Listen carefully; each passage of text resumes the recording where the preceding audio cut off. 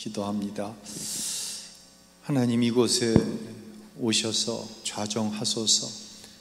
우리가 지식으로 알고 있던 것들이 말씀을 통하여 잘 정리가 되게 하시고, 성령께서 정리되어진 그곳에 임하셔서 감동하실 때 순종할 수 있는 믿음도 주셔서 깨어짐을 지나 우리의 삶의 기적의 삶이 될 수 있도록 이 시간 이곳에 모인 사랑하는 성도들을 도우시고 축복해 주옵소서. 이 시간 하나님 말씀하옵소서. 내가 듣고 순종하겠나이다. 하나님 말씀하옵소서. 그리고 내 안에 성령으로 충만케 하옵소서. 그러면 내가 하나님의 말씀을 순종하며 믿음으로 기적의 삶을 살 수 있겠나이다 고백하는 성도들 될 수 있도록 축복해 주옵소서. 예수님의 이름으로 기도 올리옵나이다. 아멘. 하나님 말씀 보시겠습니다. 오늘 로마서 6장 6절부터 7절 말씀까지 봅니다. 한번 읽어볼까요? 우리가 알거니와 우리의 옛사람이 예수와 함께 십자가에 못 박힌 것은 죄의 몸이 주고 다시는 우리가 죄에게 종노릇하지 아니하려 함이니, 이는 죽은 자가 죄에서 벗어나 의롭다 하심을 얻었음이라. 아멘. 성령이 내 안에 오시면 한 가지 지적하시는 게 있어요.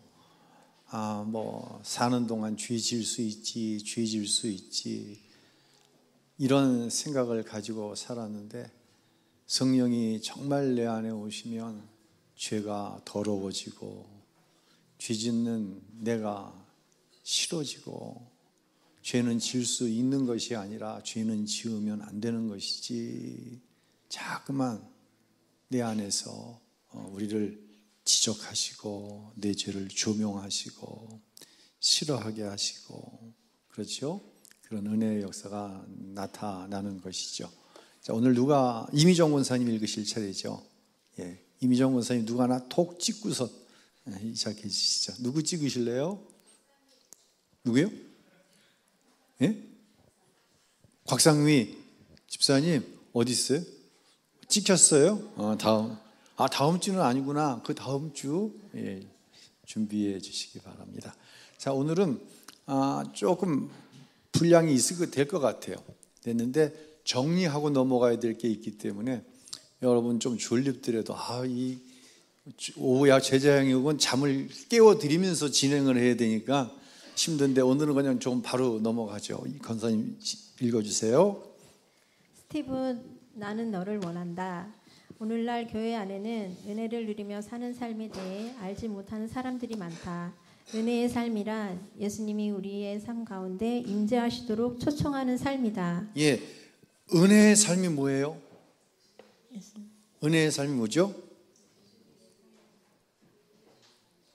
첫 번째는 우리의 삶 가운데 예수님 임재하시도록 초청하는 삶. 그냥 다른 우리가 일반적으로 쓰던 말은 주님 내 안에 거하시죠. 주님 내 안에 계시죠.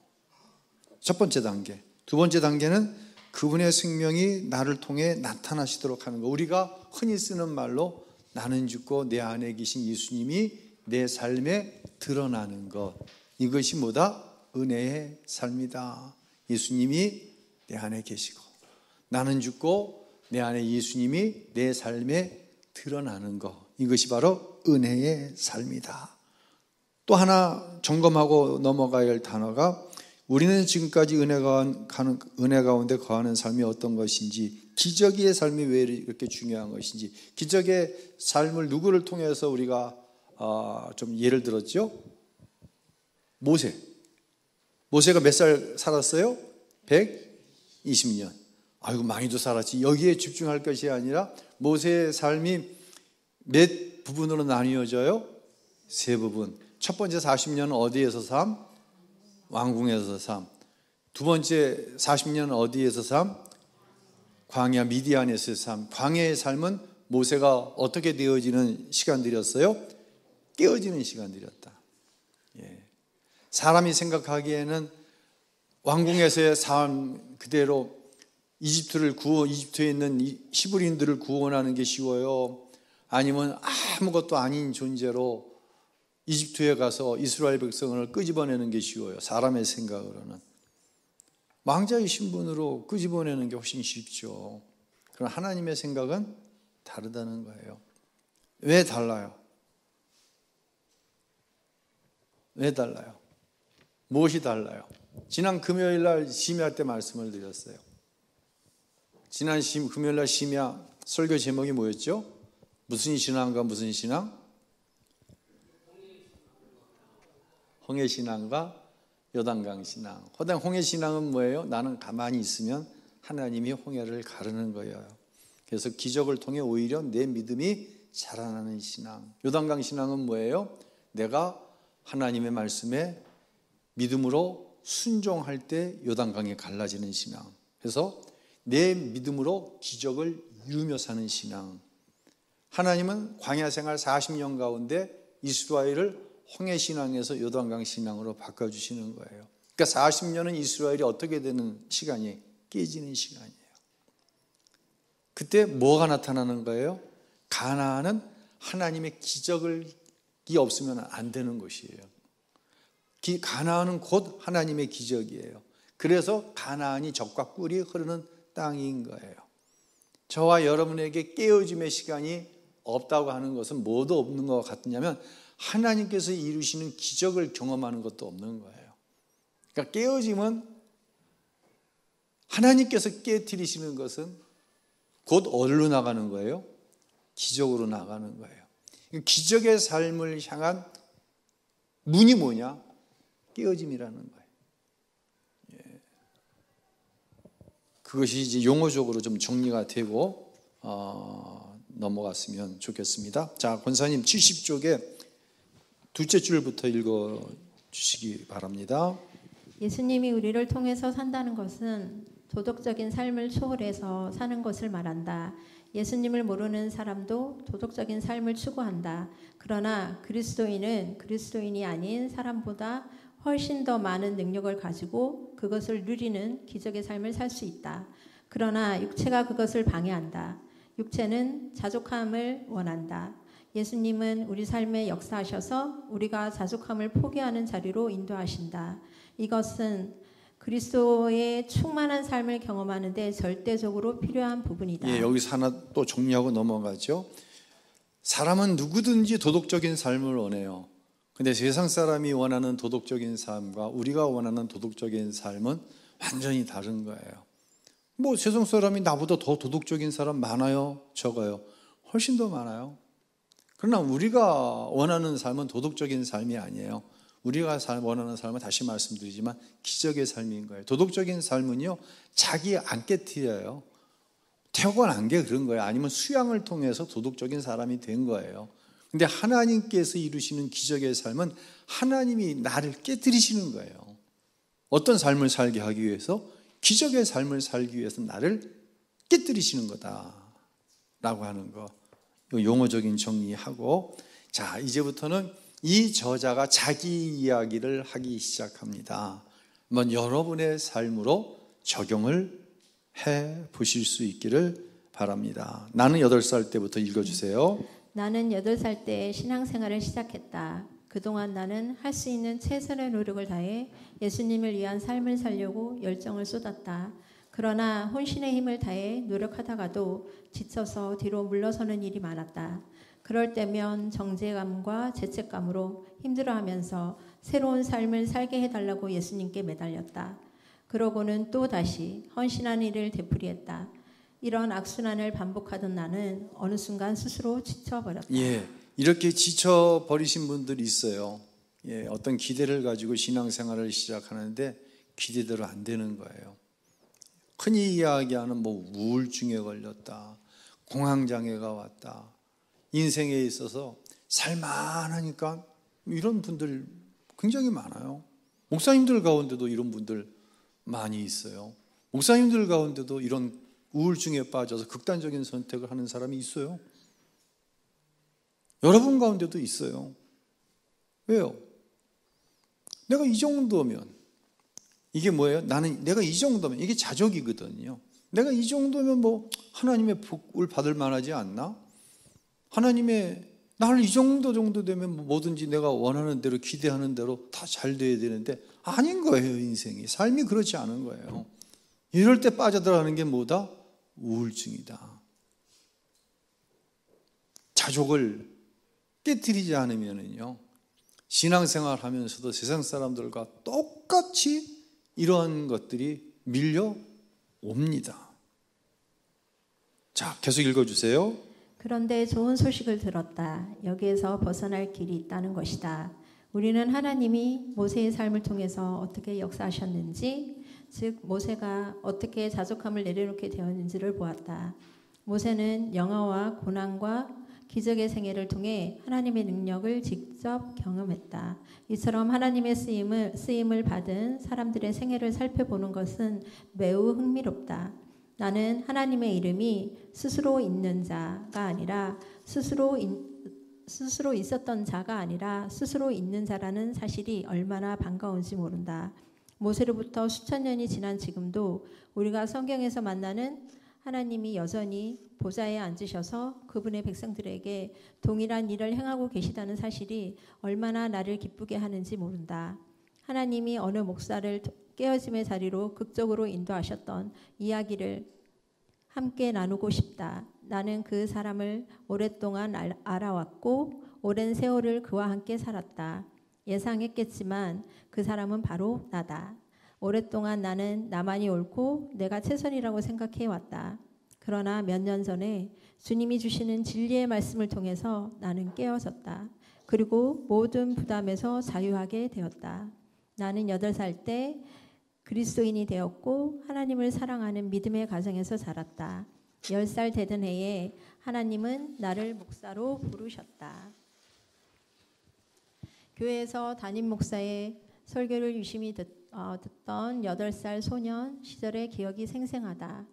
목사님은 예수님에 대해 말씀하시면서 눈물을 글썽거리셨다. 이것이 8살밖에 안 된 어린 내 마음에 강한 감동을 주었다. 그러면서 예수님을 더욱더 알고 싶다는 강한 열망이 생기게 되었다. 이렇게 성령님은 예수님의 사랑을 가지고 나를 초대하셨다. 그때 나는 목사님께 예수님에 대해 더 알기를 원한다고 말했다. 그 당시에 나는 많은 것을 알지 못했지만 예수님이 나를 사랑하신다는 한 가지 사실만은 분명히 알 수 있었다. 나는 그분을 알고 싶었고 그분으로부터 구원받고 싶었다. 나는 그분을 나의 구주로 믿었다. 그리고 나의 죄를 용서하시는 그분의 은혜도 경험했다. 10살 때 다시 목사님의 설교를 들으면서 하나님의 부르심을 깨달았다.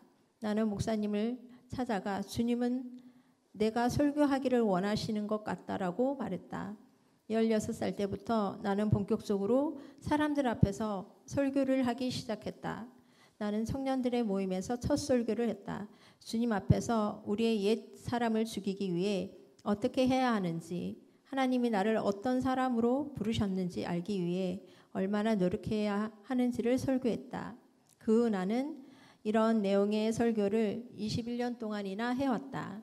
그러던 어느 날 성경을 읽다가 하나님은 우리가 옛사람을 죽이기 위해서 그렇게 노력하는 것을 원하시지 않는다는 사실을 알게 되었다. 즉 하나님이 이미 우리의 옛사람을 죽이셨다는 것이다. 로마서 6장은 아담 속에 있던 우리의 옛사람이 이미 죽었다는 이야기로 가득하다. 예, 우리의 옛사람 계속 읽어주세요. 우리의 옛사람은 죽었다. 바울처럼 하나님의 은혜를 말할 때 나는 그 은혜가 내 삶에 끼친 영향에 대해서 말하지 않을 수 없다. 16살 때부터 설교를 시작하여 19살에 목사가 되었다. 19살에 목사가 된다는 것은 정말 멋진 경험이었다.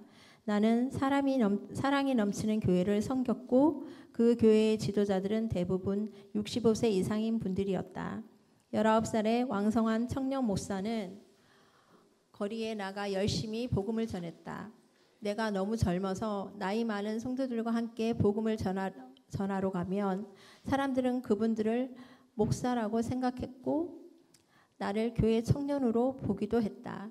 나는 19살부터 거의 21년 동안 지금 내가 하고 있는 은혜의 사역을 하기 전까지 그렇게 열심히 살았다. 예, 좀 중간 정리하고 넘어가죠. 8살에 예수님을 만났어요. 목사님 설교를 통해서 10살에 또 예수님을 만났어요. 그때 예수님을 만났을 때 좀 더 적극적으로 나는 하나님 앞에 헌신했습니다. 설교자로 살겠습니다. 그리고 몇 살에 목사가 됐어요? 19살에 목사가 됐어요. 예, 목사가 되었으면 다 알아야 되잖아요. 근데 이 목사의, 젊은 목사의 기도는 하나님, 내 옛사람이 죽게 해주세요. 내 옛사람이 십자가에 못 박히게 해주세요. 이렇게 기도했는데 어느 날 깨달은 거예요. 뭘 깨달았어요? 내가 예수님과 함께 십자가에 못 박히는 게 아니라 이미 예수님이 내 옛사람을 십자가에서 감당하셨다고 하는 사실을 알게 되었고, 내가 해야 할 일은 뭐예요? 그 사실을 믿으면 된다고 하는 사실을 알게 되었어요. 이게 뭐예요? 이게 내 안에 예수님이 찾아오신 거예요. 내 안에 찾아오신 예수님이 나는 죽고 예수가 살면 그것이 옛사람이 이미 예수님이 십자가에서 내 옛사람을 예수님이 이미 감당해 내신 거예요. 그래서 나는 무엇으로 살면 되는 거예요? 보라, 새 것이 되었으니 새 것으로 살면 되는 거예요. 이게 뭐예요? 이것이 은혜로 사는 것이다 라는 것을 아는 거예요. 그런데 목사가 되면은, 장로님이 되면, 권사님이 되면, 안수 집사님이 되면은 이걸 다 아느냐? 모르는 거예요. 이분이 21년 동안 이런 삶을 살았는데 얼마나 대단해요. 19살에 목사가 됐어요. 얼마나 대단해요. 우리 교단법으로는 이거 안 돼요.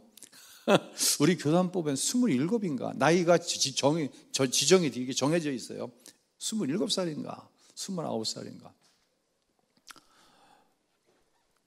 그런데 이런 얘기를 하는 거예요. 목사가 되어서 21년 동안 은혜의 삶이 뭔지를 모르고 목회했다는 거예요. 뭔지 모르고 살았다는 거예요. 더 놀라운 것은 지금부터 읽는 내용들이에요. 은혜의 삶을 몰랐는데 목회가 엄청나게 잘 됐을까요? 안 됐을까요? 자기도 놀랄 만큼 교회가 부흥되는 거예요. 가기만 하면. 그 내용이 나옵니다. 자, 왜 그랬는가? 왜 이런 일이 벌어지는가? 한번 읽으면서 정리해 나가죠. 읽겠습니다.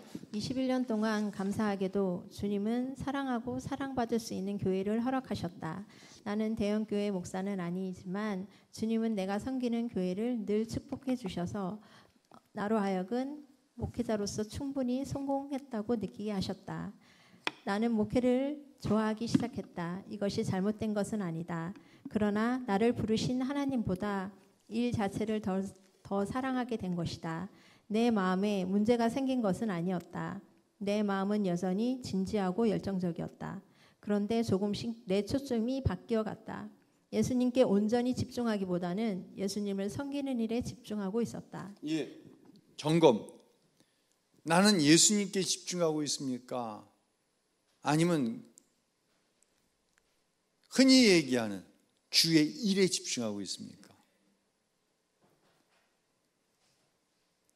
내가 지금 은혜의 삶을 살고 있는지 그러지 못하는지를 점검할 수 있는 실질적인 것입니다. 나는 예수님께 집중하고 있는가? 은혜의 삶을 살고 있는 거예요. 나는 흔히 얘기하는 주님의 일에 집중하고 있는가? 이건 자족한 삶이에요. 내 육체가 원하는, 이 정도면 됐지. 여기서부터 모든 갈등과 문제가 출발되어진다는 거예요. 계속 읽어주세요. 이것이 목사에게만 일어나는 일이라고 생각하지는 않는다. 교회를 섬기면서 나는 이런 일이 교회의 구성원들, 특히 평생을 교회에 헌신한 사람들에게 흔히 나타나는 현상임을 알았다. 우리는 예수님보다 예수님을 위한 사역을 더 좋아하는 경향이 있다. 나의 목회 사역에는 스스로 성공했다고 느끼게 만드는 일들이 많았다. 다른 사람들도 내가 성공했다고 생각했을 수 있다. 적어도 어머니와 아내는 그렇게 느꼈다. 나도 그렇게 생각했다. 교회가 놀랍게 성공했고 성장했고 내가 자란 동네에서는 큰 성공이었다. 기적적으로 성장하면서 많은 사람들이 세례를 받고 구원을 얻었다. 점점 더 많은 사람들에게 복음을 전하기 시작했고 새로운 건물을 지을 수밖에 없는 상황에 이르게 되었다. 모든 일이 잘 되고 있다는 느낌이 들었다. 몇 년 뒤 주님은 나를 엘라베마에 있는 한 교회로 부르셨다. 새로 부임한 그 교회는 지금까지와는 전혀 다른 새로운 목회 현장이었다. 그럼에도 성도들과 나는 좋은 관계를 맺었고 교회는 폭발적으로 성장했다. 그로 인해 우리 교회는 세상에 알려졌고 나 역시 사람들로부터 인정을 받게 되었다. 그 지역에서 가장 빠르게 성장하는 교회의 목사로 여러 곳에서 초청을 받아 설교하기 시작했다. 전과는 비교할 수 없는 많은 사람들에게 세례를 주었다.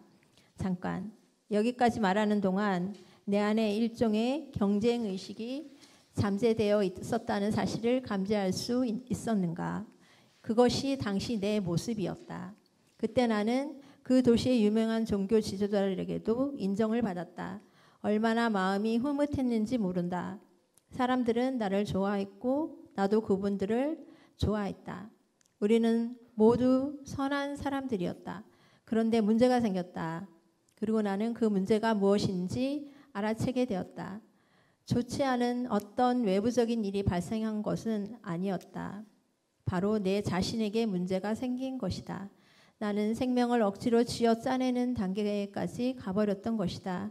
이 얼마나 위험한 일인가. 나는 업적과 성취, 즉 목회에서 얻은 성과에만 의미를 두기 시작했다. 이것은 세상에서 성공을 가늠하는 기준이 된다. 어떤 일을 이룸으로써 무엇이 됨으로써 자신의 정체성을 찾는 것이다. 세상은 이것을 아주 중요하게 생각한다.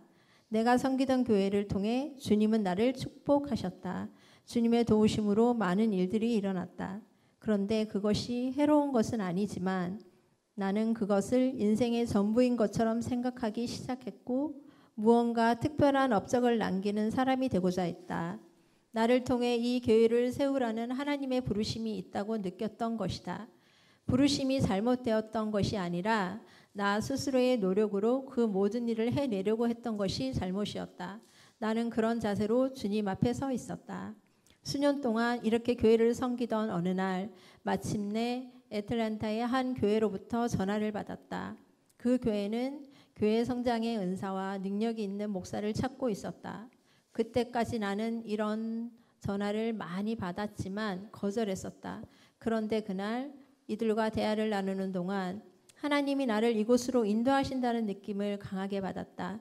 그리고 몇 달이 지나지 않아 우리 가족은 이삿짐을 싣고 애틀랜타를 향해 달려갔다. 예. 자, 굉장한 성공을 거뒀어요. 그랬더니 이 성공의 주인공인 젊은 목사에게 청빙에 대한 건이 들어온 거예요. 근데 목사는 있는 그곳에서 너무 성공 가도를 달리고 있고 좋은 평가를 받고 있으니까 뭐 새로운 도전? 별 그게 의미가 있나? 그런데 기도하는 가운데 하나님께서 새로운 곳에서 새로운 도전을 하기 원하신다고 하는 그런 사인을 받는 거예요. 이게 굉장히 지금 혼재되어 있어요. 하나님의 음성과 사인을 분명히 듣고는 있는데 일은 예수님의 중심이 아니라 예수님의 일 중심으로 아주 혼신의 힘을 기울여 가지고 하고 있는 거예요. 그러면 새로운 곳에 가라고 하는 하나님의 사인은 그곳에서도 지금까지 내가 누리고 있던 성공을 보장한다는 것이어야 돼요. 이게 일반적으로 우리가 생각하는 것이에요. 그런데 하나님은 저와 여러분을 어떻게 사랑하시냐면 굉장히 디테일하게 사랑하세요. 어느 것 하나 놓치지를 않으시는 거예요. 어느 것 하나도 예수님이 아니라 예수님으로 인해서 주어지는 유익, 그것에 집중하는 것을 정말 하나님은 원하시지 않는 거예요. 자, 우리가 생각할 때는 그래, 지금까지 잘 됐고 더 큰 곳에서 청빙을 받았으니 그곳에 가면 더 놀라운 역사가 일어날 거야. 이것은 세상 사람들이 하는 일과 하는 생각과 전혀 다르지 않다는 거예요. 어떤 일이 벌어졌을까요? 계속 읽어주세요. 그때까지 나는 교회를 성장시키는 목사로 인정을 받고 있었고 나 또한 자신감에 차 있었기 때문에 큰 기대를 가지고 새로운 교회 사역을 시작했다. 그런데 새로 부임한 교회에서는 그동안 성공적으로 증명된 모든 계획과 프로그램을 적용하고 똑같은 노력을 기울였음에도 불구하고 성과가 나오지 않았다. 성장은커녕 성도 수는 줄어만 갔다. 바로 이때가 내 삶이 깨어지기 시작한 순간이었다. 자, 무엇을 의도하는지 대충 이제 이게 좀 감이 잡히시죠? 하나님의 의도가 있어요. 지금 이곳으로 부르신 이유가, 의도가. 근데 그 의도는 결코 우리가 일반적으로 생각하는 그 의도가 아니라 깨어짐을 하나님께서는 목적으로 두고 있었다는 거예요. 우린 이것을 흔히 실패라고 이야기합니다. 그러나 이것은 실패가 아니에요. 자, 계속 읽어주세요. 하나님은 우리를 너무나 사랑하신다. 그분은 우리 스스로의 노력으로 삶을 꾸려나가는 것을 기뻐하지 않으신다. 왜냐하면 우리가 스스로 이끌어가는 삶의 결말은 파멸이기 때문이다. 그 교회 사람들은 자신들이 성장할 준비가 되어 있다고 말했다. 나 자신도 애틀란타에서 역량을 발휘할 준비가 되어 있었다. 엘라베마의 작은 마을 출신인 내가 애틀란타라는 교시에서 하나님의 역사를 바꾸는 일을 할 수 있을 것이라고 기대했다.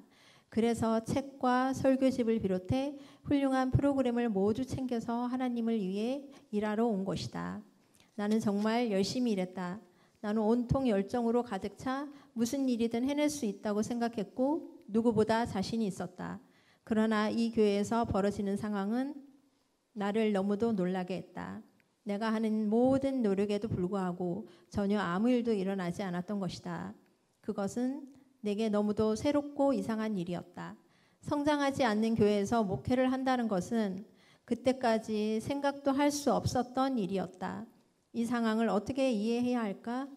이런 일을 어떻게 받아들여야 할까? 나는 한동안 뒤로 물러서서 곰곰이 생각해 보았다. 무릎을 꿇고 주님께 기도했다. 그런 다음 내린 결론은 더욱 힘차게 노력해 보는 것이었다. 사람들을 모아놓고 더 열심히 해보자고 권면했다. 그래서 새로운 프로그램을 시도해보고 이런저런 방법을 부지런히 시행해 보았다. 어떻게 해서든지 무언가를 이루려고 최선을 다했다. 오해하지 않기를 바란다. 내가 이런 말을 한다고 해서 선한 결과를 추구하는 것이 잘못이라는 것은 아니다. 또한 결과를 예측하면서 어떤 일을 하는 것도 잘못은 아니다. 다만 나는 우리 삶에서 결과를 목적으로 삼고 살아가는 것은 삶의 초점이 잘못 맞춰진 것이라고 말하고 싶을 뿐이다. 우리는 초점을 예수님께 두어야 한다. 예수님께 초점을 맞출 때 그분은 우리를 통해서 살게 된다. 그러면 일의 결과는 자연스럽게 나타난다. 그리고 그 결과가 나타나는 때와 장소, 그리고 사람과 일은 다를 수 있다. 그것은 하나님의 뜻에 따라 달라진다.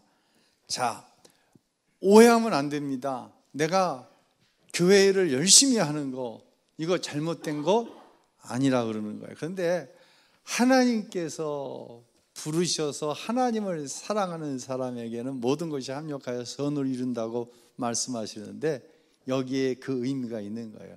내가 하나님을 사랑하잖아요. 여러분 하나님 사랑하시죠?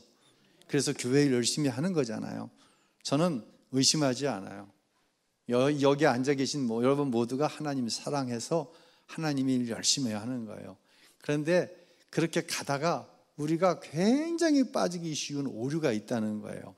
어느 순간 내 시선이 시작은 예수님을 바라보고 시작했는데 어느 순간 뭘 바라보고 있는 나를 보는 거예요? 예수님의 일을 바라보고 있는 나를 보는 거예요. 이때 하나님께서 멈춰. 안 멈춥니다. 절대로 안 멈춥니다. 이 성공을 맛본 사람은 절대로 멈추지 않습니다. 그리고 점점 뭐 하기 시작하냐? 자족하기를 시작합니다. 내가 이렇게 했더니 하나님께서 이렇게 축복해 주셔서 굉장히 상식적이고 바른 이야기인 것 같은데 여기에는 엄청난 함정이 있는 거예요. 남들이 볼 적에는 근사해 보이는데 자기 자신이 아는 거예요. 자기 자신이 아는 거예요. 내가 주님을 바라보고 있는지, 내가 자족하면서 주님의 일을 하고 있는지. 근데 예수님은 이 부분에 대해서 굉장히 예민하게 바라보고 계시는 거예요. 저는 그래서 권사님 읽어주신 부분 제가 다시 한번 읽어보면요, 우리는 초점을 어디에 두어야 된다? 철저하게 이 부분이 훈련되어져야 된다는 거예요. 예수님께 초점을 맞출 때 그분은 우리를 통해서 살게 된다. 이게 아까 은혜의 삶의 첫 번째, 그분은 우리를 통해서 살게 된다. 첫 번째, 두 번째, 내 안에 예수님이 살고 나는 죽고 내 삶에 누가 드러나는 거예요? 예수님이 드러나는 거예요. 그러면 일의 결과는 자연스럽게 나타난다. 내가 어떻게 했더니가 아니라 내 안에 예수님이 사시고 그 예수님께 나는 늘 집중할 때 내가 죽고 내 생각이 죽고 내 경험이 죽고 내 자랑이 죽고 이만하면 되지 자족하는 마음이 죽고 예수님이 드러날 때 어떠한 일들이 자연스럽게 일어나는데 그 결과, 그리고 그 결과가 나타나는 때와 장소, 그리고 사람과 일은 어때요? 다를 수 있다는 거예요. 다 똑같지 않아요. 여러분, 누군가가 복이라고 누리는 것을 보면서 부러워할 수 있습니다. 그러나 그것은 그 사람에게 주신 복이에요. 똑같은 하나님께서 주시는 은혜인데요, 은혜의 모양이 그 사람과 나에게는 다르게 나타날 수 있다고 하는 것을 인정할 수 있어야 돼요. 그런데 어떤 경쟁심에 빠지거나 흔히 일에 빠지면은 이게 안 보이기 시작합니다. 자꾸만 크기를 가지고 대보기 시작하고, 그러다 보니까 예수님께 집중하던 눈이 일에 집중되어지는 거예요. 다시 읽어볼게요. 그러면 일의 결과는 자연스럽게 나타난다. 그리고 그 결과가 나타나는 때와 장소, 그리고 사람과 일은 다를 수 있다. 그것은 하나님의 뜻에 따라 달라진다. 여러분, 여기까지 인정하시나요? 누군가를 통해 더 큰 일을 이루신다. 세상의 크기로 따졌을 때 나를 통해 더 큰 일을 이루신다. 혹시 이것에 집중되어 있지는 않나요? 어느 순간부터 이것 때문에 굉장히 커다란 스트레스를 받고 있지 않나요? 그렇다면 나는 지금 예수님께 집중하고 있는 게 아니라 예수님이 주신 일에 집중하는 거예요. 한 가지 다음 주 나머지 하고요. 어제 오후에 전화가 왔어요. 이제 분당에 올라와서 종료주일 앞에 이제 장식되어 있던 것들을 제가 좀 보려고 올라와 있는데 전화가 한 통 왔어요. 보니까 김용준 전도사가 전화를 했어요. 이 친구는 뭐 훈련 끝났다고 전화해서 이야기하고, 또 후반기 교육 받으면 후반기 교육 받으러 간다고 전화하고, 어저께 전화는 또 왜 왔을까요? 후반기 교육 받았으니 무슨 배치? 자대 배치 받았다고 전화 온 거잖아요. 오니까 딱 알겠더라고요. 그래서 제가 전화 내고 불쑥 자대 배치 받았어? 그랬더니 네, 목사님. 근데 의외의 얘기를 하는 거예요. 우리 때는 군종병이라고 하는 병관이 있었어요. 병관은 있었지만 따로 훈련을 받는다든가 시험 쳐서 가진 않았어요. 근데 김용준 전사는 군종병이 지원을 해서 시험을 쳐서 통과가 돼서 군대를 간 거예요. 그러니까 군종병이 되겠다는 사람은 많고 군종병 T1은 적으니까. 그래서 후반기 교육까지 받았어요. 자, 전화를 해서 보고를 합니다. 전방에 배치받았을까요? 후방에 배치받았을까요? 그래도 김용준 전사 얼마나 우리가 신실한지 알잖아요. 목사 아들에다가 고생도 또 직사게 했고, 저기 제천에 가고, 우리 금요 때 들었잖아요. 야, 남이 고생하는 얘기하는 건 왜 이렇게 재밌는지 모르겠어. 다 알잖아요. 그러면 후방에 배치를 받았어야 돼요. 전방에, 최전방에 배치를 받아야 돼요. 최전방에. 왜냐하면 여러분은 지금 이 교제에 너무 충실히 잘 알고 있는 거야. 혼이 얘기할 때 그렇게 목사님 아버지하고 사모님 어머니 얼마나 기도하겠어. 우리 아들 편안한 데서 기도 생활하게, 군대 생활하게 해달라고. 내가 볼 때 그 엄마 아버지는 그럴 뿐이 아니야. 강원도 화천에 배속을 받았다는 거예요. 근데 더 놀라운 것은 702 특공여단에 배속을 받았다는 거예요. 제가 702 특공여단을 잘 알아. 왜냐하면 제가 군대 생활 11사단에서 할 때 그때 702 특공여단이 창설이 됐어. 그래서 우리 부대에서도 그 특공여단으로 막 차출을 당해 갔어요. 그래서 그 702 특공여단이 만들어져서 내가 잘 알아. 근데 특공대는 연대, 사단 얘기하지 않고 여단을 얘기하잖아요. 근데 여단은 연대보다 작은 규모야. 그래서 여단에는 교회가 없어. 교회가 있긴 있는데 영외에 있지 않아. 근데 일반 보병이나 일반 보병으로 따지면은 연대의 교회는 밖에 있어, 영외에. 그래서 1대대, 2대대, 3대대, 4대대는 이제 하사관교육대, 지원 중대가 이 영외에 있는 연대 교회를 나가. 그러면 이 연대에는 군정 장교와 군정병이 영외 생활을 하면서 1대대, 2대대, 3대대, 4대대 지원 중대 병력들의 신앙을 도와주고, 훈련이 나가면 이 군정 장교와 함께 찝차를 타고 나가고 커피도 나눠주고 빵도 나눠주고. 그러니까 이 군인들이, 일반 사병들이 볼 때 군정병은 이건 완전 별종이야, 별과야. 아, 진짜 부러운 거야. 근데 여단은 무슨 문제가 있냐? 영외에 교회가 없어. 교회가 있긴 있는데 영내에 있는 거야. 영내에 있다고 하는 것은 영외에서 따로 교회 옆에 조그만 집이 있어서 거기서 군정병이 생활을 하는데, 영내에 있다고 하는 것은 무슨 생활을 하는 거야? 내음반 생활을 하는 거야, 똑같이. 내음반 생활한다는 건 뭐예요? 일반 병사들하고 똑같이 교육받고 훈련받고 주일에는 교회 가서 일하는 거야. 그러면 주중에는 똑같이 훈련받고, 토요일 오후부터, 이젠 군대 토요일 날 빨간 날인가요? 군대가? 그래요? 진짜 별로 군대가 나보겠네. 일반 부대원들은 토요일 날, 주일 날 쉬잖아. 근데 김전사는 똑같이 내음반 생활하고 똑같이 교육 훈련 받고, 토요일은 주일 준비하고 주일 날은 병사들 이제 신앙 군종 장교를 이렇게 돼 버린 거야. 대충 설명하는데 이게 훅 하고 오는 거야. 그런데 말이 통한다고 하는 것이 참 중요한 것이, 쉽게 얘기하는 거예요. 어렵게 얘기할 필요가 없는 거야. 야, 김전사,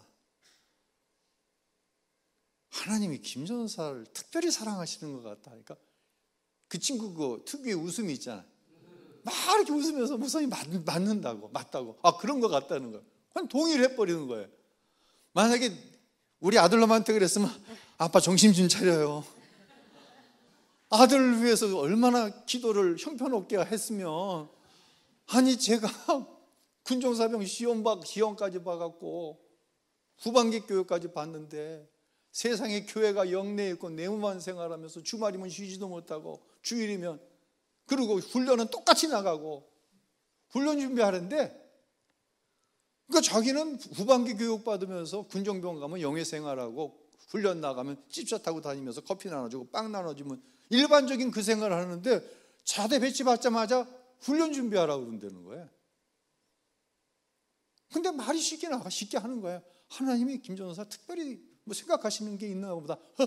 목사님 그런 것 같아요.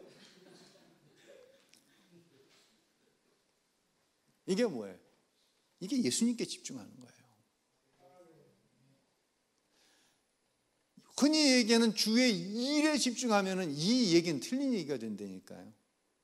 목사님 그러게 예수 더럽게 웃겨. 그냥 어떻게 그놈의 컴퓨터가 이렇게 추첨을 해내가지고 사람을 어떻게 보고 이런 곳에 날 보냈는지 알 수가 없네요. 일에 집중하면 이렇게 답이 나와야 되는 거예요. 일에 집중하면, 그냥 요 근처에 어디, 아니면 아버지 옆에 경상도 어디, 그게 기도 많이 했더니 하나님이 응답하셨네. 이 일 함부로 쓰지 마시고 쉽게 쓰지 마세요. 그건 일에 집중하는 거지 예수님께 집중하는 게 아니에요. 은혜의 삶이 뭐라고요? 내 안에 누가 계세요? 예수님이 계시는 거예요. 내 생각은 죽는 거예요. 내 안에 예수님이 드러나는 거예요. 그때 어떤 일이 일어나든 다 뭐에게 집중이 되는 거예요? 연관이 되는 거예요. 예수님께 연관이 되는 거예요. 예수님께서 특별히 하실 일이 있는가 보다. 여러분 자녀들 문제에 위해서 기도하시잖아요. 지난 금요일 날 그런 말씀 드렸어요. 이사야서 43장 2절 3절 얘기하면서 우리는 3절을 쉽게 얘기해요. 하나님이 네 하나님이셔. 그러면 우리 아이들이 그래, 하나님은 우리 아빠 엄마의 하나님일 뿐만 아니라 하나님은 나의 하나님이셔, 나의 하나님이셔 노래를 불러요. 어느 순간까지. 근데 이사야서 43장 3절은 반드시 뭘 통과해야 된다? 2절을 통과해야 되는 거예요. 네가 물 가운데 지나갈 때, 네가 바다 가운데 지나갈 때에 파도에 휩쓸려 갈 그때, 네가 불 속에 들어가서 불에 태워주려고 할 그때 하나님께서 너를 물 가운데서, 파도 가운데서, 불 가운데서 구원해 내실 거야. 이 2절이 통과돼야 3절이 있는 거예요. 그때 그 하나님이 누구의 하나님이 되는 거예요? 내 하나님이 되는 거예요. 아빠, 아버지의 하나님이 아니라. 그러려면 물 속에 들어가야 된다니까요. 파도 속에 들어가야 된다니까요. 파도 속에 휩쓸려 가야 하나님께서 자기를 자기 힘으로 감당할 수 없는 파도에서 구원해내시는 것을 경험하죠. 그러지 않으면 끝까지 이 하나님은 우리 엄마의 하나님이라니까. 시우가 자기 하나님은 없는 거야. 엄마 김길래 집사님의 하나님만 있는 거지. 근데 어느 순간 엄마가 이걸 보고 뒤로 자빠질 정도로 놀라버리는 거야. 내 자식이 하는 일을 보고. 왜? 2절을 감당 안 했거든. 근데 하나님은 하나님께 집중하게 만드는 거예요. 우리 자녀들을. 막 물 가운데 집어넣어 버리시는 거예요. 근데 그 모습은 다 다르게, 아까 얘기했잖아요. 마지막에 때 장소가 다르고 하시는 방법이 다르고 일의 내용이 다르게 다 집어넣으시는 거예요. 근데 누구는 이 일 앞에서 놀라죠. 안 놀랄 사람이 어디 있어요? 저도 놀라요. 저도 우리 아이들 하는 집 보면은요 깜짝깜짝 놀라요. 저게 내 새끼 맞나 진짜. 야, 너 내 새끼가 맞냐 도대체가. 아우, 내가 너랑 싸움을 하기 싫어서 그렇지. 피해가다가 정신 번쩍 나는 거야. 이건 피해갈 일이 아니라 기도해야 될 일이구나. 왜? 그 가운데서 하나님 만나시면 되는 거지. 내가 못 해줬으니, 내가 아무리 내 자식을 위해서 기도해주고 하나님의 사람으로 헌신시킨다고 하더라도 아버지가 어떻게 자식을 물 가운데, 파도 가운데 집어넣고 불 가운데 내가 어떻게 집어넣겠어요? 어떤 부모도 이거 못하거든요. 그러니까 하나님이, 우리 아버지가 말씀하시는데 나 하나님이래. 여기까지만 알지 정말 하나님이 나의 하나님이십니다. 다니엘이 풀무불 속에 들어가서 하나님이 나를 건져내실 겁니다. 그리 아니하실지라도 이 하나님이 다니엘의 하나님이거든요. 그러니까 여러분이 할 일은 분명히 나오는 거예요. 지금 되어지고 있는 일을 보지 말고 예수님 바라보시기를 바랍니다. 도대체 예수님이 무슨 의도로, 의심하지 마세요. 예수님이 무슨 의도가 있겠어요? 무슨 의도에? 잘 되게 하시려는 의도겠어요? 아니면 여러분 골탕 먹이고 여러분 자식들 나쁘게 하려고 하는 의도겠어요? 우리가 어떤 하나님을 믿어요? 만약에 이것도 헷갈린다고 한다면 여러분 다시 기도하세요.